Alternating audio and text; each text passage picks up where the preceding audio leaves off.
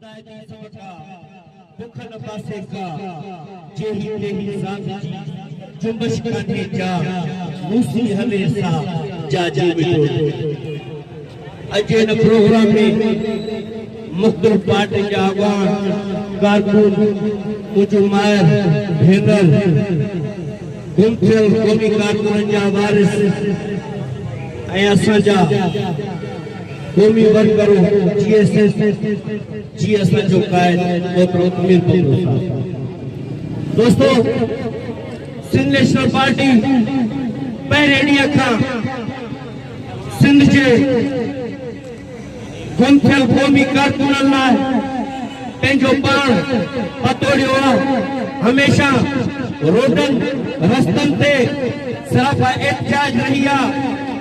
मुझे चवण जो मतिलबु त सिंधी माण्हुनि खे यानी वाणी रियासत तरफ़ां बाग़ी बणायो पियो वञे।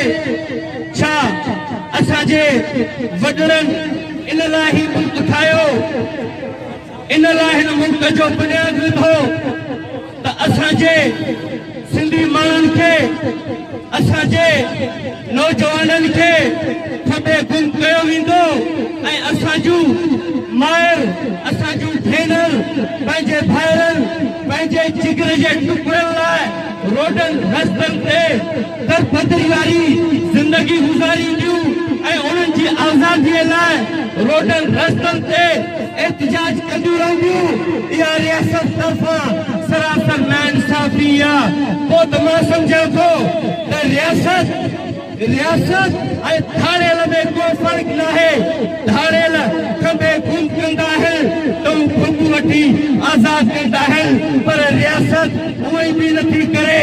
रियासत असांजे क़ौमी कारकुननि खे, नौजवाननि खे खबे गुम थी करे ऐं पंहिंजी मर्ज़ीअ मुताबिक़ बाद में उन्हनि जा चिचिरल राइश थी ॾे। छा असां हिन पाकिस्तान लाइ, हिन मुल्क लाइ, इन लाइ क़ुर्बानियूं ॾिनियूं हुयूं त असां पंहिंजे नौजवाननि जा चिचिरल राइश कयूं, पंहिंजे नौजवाननि लाइ पंहिंजूं ज़िंदगियूं दरबदर करे रोडनि रस्तनि ते एहतिजाज करियूं। मां सम्झां थो त सिंध सां बाटली मां वारो सलूक कयो पियो वञे, जेका सरासर नाइंसाफ़ी आहे, जंहिंखे सिंध जा माण्हू कॾहिं बि क़बूल न कंदा। रियासत छा थी सोचे त असां कुझु क़ौमी कारकुन गुम करे सिंधी माण्हुनि जे आवाज़ खे दबाईंदासीं, पर इहो नामुमकिन आहे।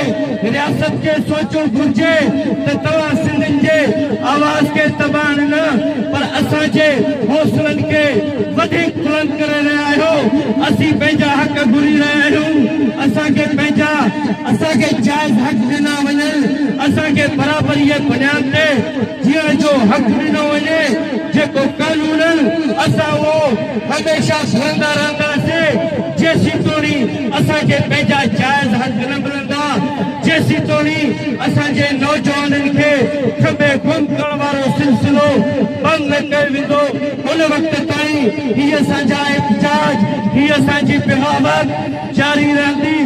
असीं रियासत खे ॿुधाइण था चाहियूं त तव्हां पहिरियां बि इहा ग़लती करे चुका आहियो जो बंगाल मां बांग्लादेश ठाहे छॾियो, बलोचनि खे बाग़ी बणाए छॾियो, पख्तूननि खे बाग़ी बणाए छॾियो। हाणे तव्हां सिंध जे माण्हुनि खे बाग़ी बणाइण था चाहियो। असीं नथा चाहियूं त हीउ मुल्क कमज़ोर थिए, पर तव्हां पाण असांखे मजबूर करे रहिया आहियो। असांखे कंहिं बि रियासती या कंहिं बि वफ़ाक़ खां इहा सर्टिफिकेट वठण जी ज़रूरत नाहे त सिंधी माण्हू मोबे वतन आहिनि। तव्हांखे ख़बर आहे त सिंधी माण्हू मोबे वतन आहिनि। सिंधी उहा क़ौम आहे जंहिं पहिरें ॾींहं खां हिन मुल्क जे क़याम लाइ वॾी क़ुर्बानी ॾिनी ऐं पहिरीं क़रारदाद सिंध असेंबली मां पास कराई वई। उनजे बावजूद बि जेकॾहिं तव्हां असांजो इहो इम्तिहान वठण था चाहियो त सिंधी ॾिसो त मुल्क सां केतिरा वफ़ादार आहिनि, त उन शइ जी असांखे ज़रूरत नाहे। असीं कल्ह बि वफ़ा वफ़ादार रहियासीं अॼु बि आहियूं ही धरती असांजी आहे हिन धरतीअ जा असीं वारिस आहियूं असां पंहिंजा हक़ था घुरूं असांखे जाइज़ हक़ ॾियो असांखे जीअण जो हक़ ॾियो असांजे क़ौमी कारकुननि खे आज़ादु करियो इहो असांजो मुतालबो आहे